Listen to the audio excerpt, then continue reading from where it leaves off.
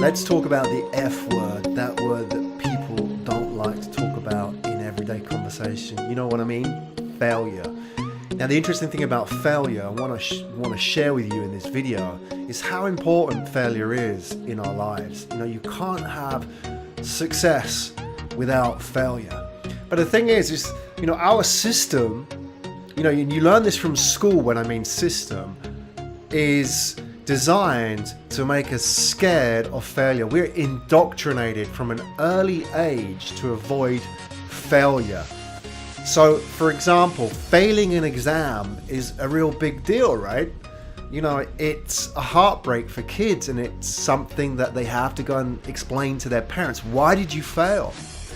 So we grow up, we're trained, we're conditioned from very early on with this idea that failure is bad. And what I want to do in this lesson, in this video, is share with you the idea that that's not the case, that actually failure is a good thing, and the more we embrace failure, the more successful we become. And this belief that somehow failure is bad, what we've been programmed for a good 15 years in education, is something which is holding us back. So we have to unprogram that, we have to unlearn it so we can become successful, because that's preventing us from becoming successful, because we're fearful of failing and therefore we won't become successful. Because there's a big difference between two ideas. One is I failed, and two is I am a failure.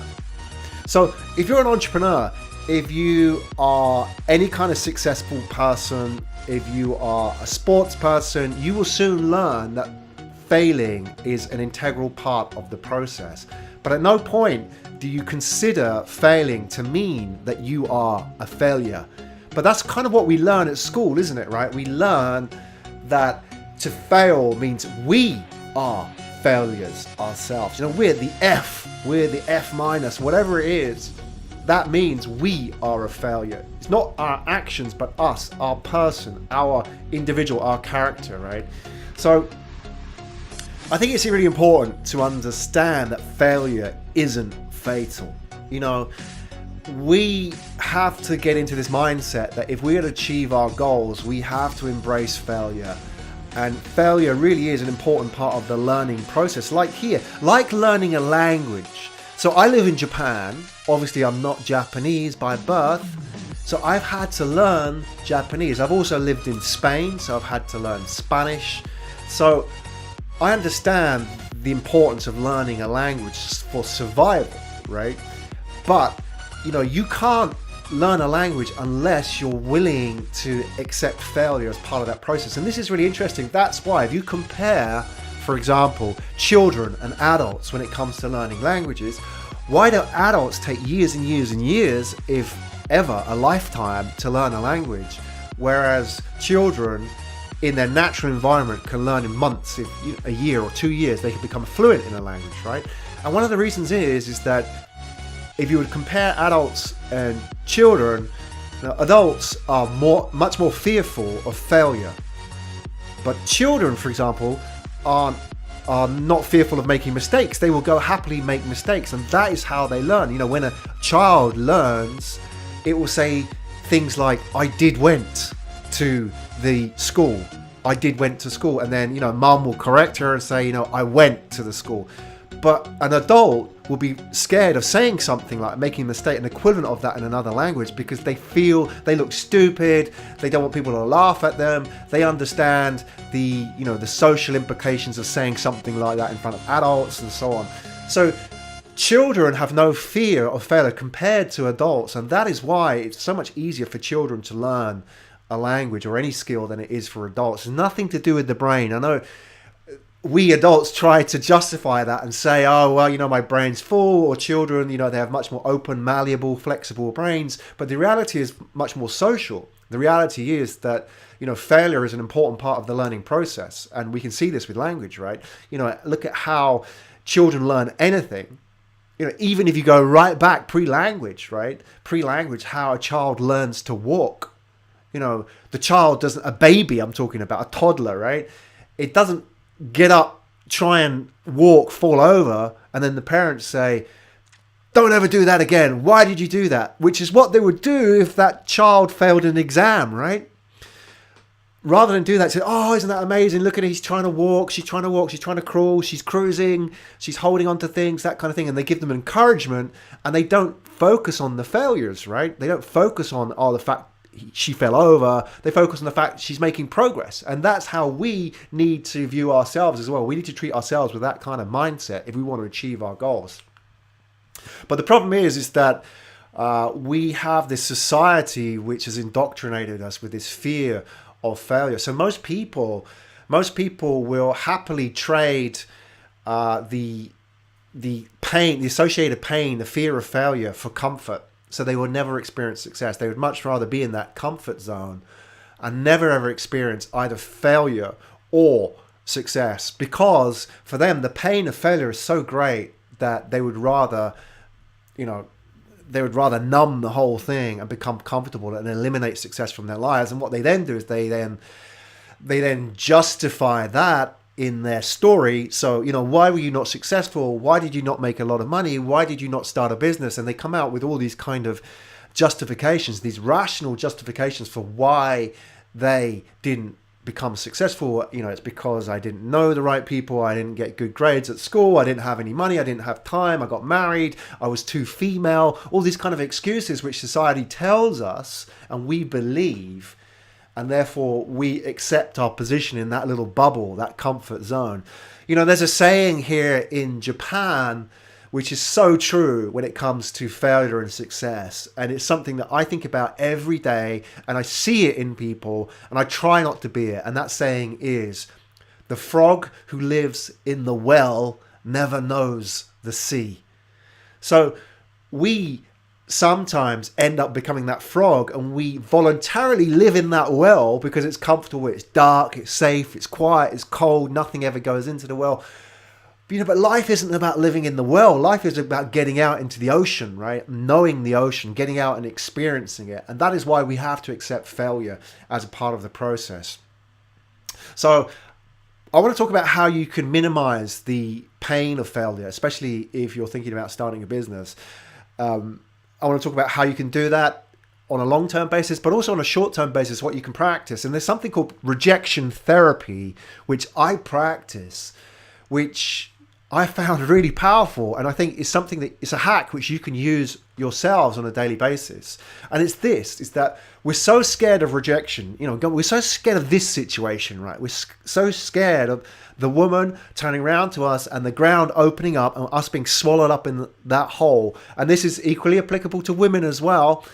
Men, women, we're trained from a very early age, whether it's been rejected in marriage or, it's at the high school dance where we go up to the girl and we ask them to dance and she turns around and looks at her friends and her friends all laugh. And that experience stays at us for the rest of our lives. We don't understand how powerful that experience is, right? And that will shape our experience and our destiny for the rest of our lives. So what I do is I practice rejection therapy, which is basically getting over it, which is basically this, is that, on a daily basis, there are many encounters that we have where we can be rejected. And the more we get ourselves into these situations, the more we become very comfortable, au fait, with rejection. So, for example, if you see somebody on the street, smile at them. So what if they don't smile back? I bet you, if you smile at that person, they don't smile back. After they walk past you, I bet you a lot of money that they're thinking, oh, I wish I'd smiled back at that person. That's what they're thinking, right? So that's rejection therapy. Put yourself into a situation where you can be rejected. One of the things I do when I travel, and especially when I travel alone, and I do that a lot in business, and I have done that a lot personally as well, is I will ask for directions for somebody, even if I know the way. Because I want to practice speaking to strangers, because it puts me into that rejection situation. And there's so many things you can do like that. Like you walk past somebody in the street and they're walking a dog and you say, nice dog, or aren't they cute? Even though you don't really want to communicate with that person, you want to put yourself in a situation where you can be rejected, because those small things on a daily basis will build up. And then, when it comes to the big questions, the big decisions, where you really can be rejected and it really does hurt, you've already built up this fortitude, this strength, where you're so used to rejection that going to the next step really isn't a big deal for you. But if you constantly go through life on a daily basis, you blank that person in the street, you let that woman walk past with their little pups and you don't say hi, or, you know, cute dogs or whatever, or you don't ask for directions when you go traveling. You know, when you do get yourself into a really important situation where you have to ask for something, or you have to, you know, whether that be asking for money from a customer or a client, or whether that be doing a presentation, that situation where you're suddenly now faced with rejection will be new to you, and you will be very fearful of that. So build yourself up on a daily basis. Practice this rejection therapy. That is a great way to overcome failure and to deal with it on a daily basis. So let's talk about how you can deal with it in business. So if you're an entrepreneur in business, or if you're thinking about starting a business, which I absolutely recommend that you do, you know, if you're an employee or you're a freelancer, you know, starting your own business really is, you know, the ticket to freedom in life. But one of the problems people have starting out is this fear of failure. You know, what if I fail? You know, I'm going to leave a comfortable salary.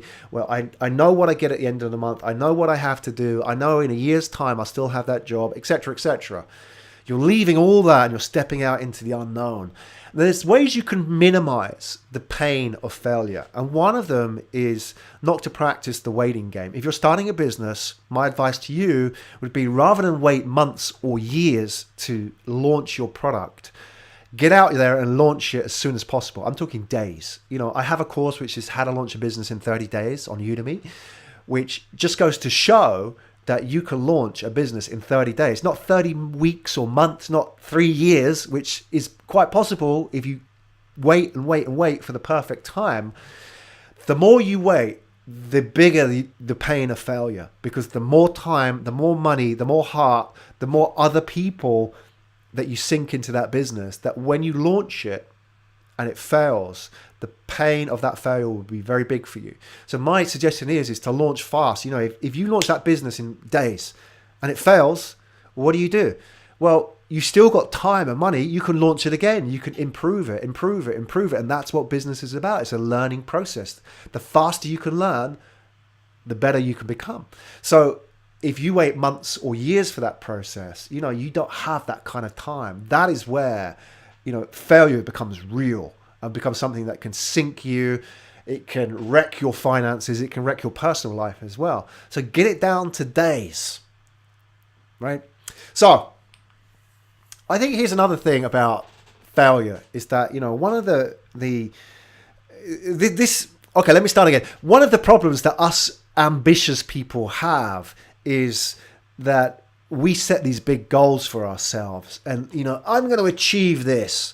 And I'm very guilty of this, these sort of man goals. I'm going to do this. It's a very big goal. You know, I'm going to complete an Ironman triathlon, that kind of thing, right? And what happens inevitably is sometimes we don't achieve those goals. What happens is we're very ambitious. What we do is we beat ourselves up mentally. Why didn't I do that? Why am I so stupid? How did I fail that? And we go into this sort of negative cycle, which is this, you know, cycle where we look inward and we focus on all the negative aspects of why we failed. So if you do that, what happens is it instills and it reinforces that fear of failure, because once that happens, you say, I don't want to do that again. So even though you might not consciously say that, what you say to your subconscious is, don't ever set that kind of big goal for me again. So what you then do is you compromise. So the next goal you set is smaller. It's much more achievable. And then you become less ambitious, you achieve less, and then you go into this sort of negative spiral. So my point is, there is a danger in focusing purely on setting big goals for yourself, because it sets you up for failure. What you should do, and this is something I've had to learn personally the hard way, is you should focus on the achieving, not the achievement. So if you don't achieve that goal, it's okay. And you just accept that as part of the process. You failed, but you're not a failure, right? You accept that as part of the process. And what have you learned? So for example, one of my goals a couple of years ago was to complete an Ironman triathlon, which is a 3,900 meter swim, 180k bike, and a marathon. So I'd never done anything like that before. So I set this goal. Yeah, I'm going to do that. That was a big goal. I'm going to do this, right? And then, I surrounded myself with elite athletes, and, I trained in the Canary Islands. We moved to the Canary Islands so I could achieve this goal, right? And then I started saying, well, hang on a second, maybe I could achieve this goal in 13 hours, or maybe I can do it even 12 hours. And I was saying to myself, I want to do this goal in 12 hours. But now I'm setting myself up for failure, because before I had ever achieved that goal, I'd never completed an Ironman triathlon. And now I was lifting the goal. So I was setting myself up for failure. And what I had to do, and I got good advice from a professional triathlete who said, look at how far you've come, not look at where you're going. And I had to say, that's right. My goal is not to complete this in 12 hours. My goal is to complete it. That's what I set out to do at the beginning. And that's what I want to do. I'm not going to beat myself up because I won't complete it in 12 hours. I'm setting myself up for failure. So rather than focus on that, focus on the goal, which was what you would become, what I would become in the process of reaching for that goal. And trying to complete an Ironman triathlon, you have to dig deep. You have to learn about nutrition. You have to look after your body. You have to train. You have to have discipline. You have to reprogram so many things in your head and body which you never had before, right? So that has given me life skills. And, that's helped me dig deep and find motivation and, some kind of fortitude that I never had before, and given me confidence in so many things now that I've completed that, now that I did complete that. And by the way, I completed it in 12 hours, 25 minutes. So, it doesn't really matter about the time. The fact is I completed that, right? So my point is the goal is the achieving, not the achievement, right? What have you become in that process? How far have you come since you started, since you set that goal? The goal is to improve. As long as you're improving, you're growing as a person. And that is the focus. And lastly, when it comes to achieving goals, one thing I thoroughly recommend, and, the flip side of this is dealing with failure, right, is surrounding yourself with good people. Because if you surround yourself with people who are fearful of failure or are critical of failure, the pain of you failing is going to be multiplied. Therefore, you will not set big goals for yourself because you don't want to be criticized by people for failing. Therefore, you won't set goals which you think you can fail, right? But the point is, you have to set goals you think you can fail. Otherwise, you won't stretch yourself. If I set a goal for myself, which was to run a 5K run, I know I could do that right now. I won't fail doing that. It's quite impossible. Unless I fell over and broke my leg, it's almost impossible that I could fail that. But if I set that as a goal, I'm not stretching myself. And the reason I'm setting that is because I'm fearful of what other people think of me. I'm fearful that they will criticize me. What I need, however, is to surround myself with good people such that, if I was to say, oh, okay, I'm going to run a 5K race now, they're going to turn around and go, why the hell do you want to run a 5K? You should be running ultra marathons or Ironman triathlons. I'm doing this kind of race and so on. You want those people to lift you and challenge you and slap you around the face with a smile on their face, right? And say, that's not good enough. You can do so much better, Graham, right? You can stretch yourself so much better than this. And that's why it's so important to surround yourself with good people. Because if you surround yourself with people who are fearful, critical, who don't set goals for themselves, who may be suspicious of people who set their goals, and this is true, right?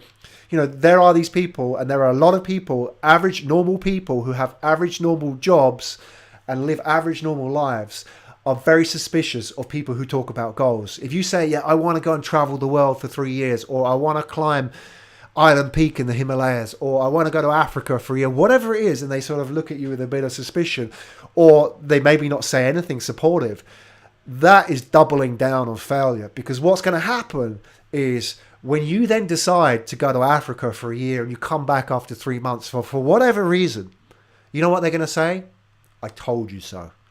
And they say, you shouldn't have left your job. You shouldn't have given up your career. What about your family? All these kind of things, right?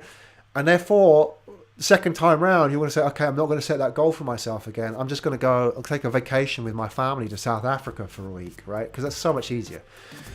So surround yourself with good people That is key to achieving your goals, and that is key to dealing with failure, because what you'll learn when you surround yourself with good people is that failure is part of the process, right? It's not what we learn at school, that it's this integral thing that we are drilled into our mind, into our consciousness, that failure is bad. We'll learn from these people. We surround ourselves with entrepreneurs, ambitious people, people who want to do stuff in life, people who want to make a difference. We will soon learn that these people fail far more often than the average person. They fail on a regular basis and they just get through it. They bump, they get through that turbulence and they just push on through. And that will then become the norm. For us, we think, well, so what if I fail? That's going to help us achieve our goals and get out.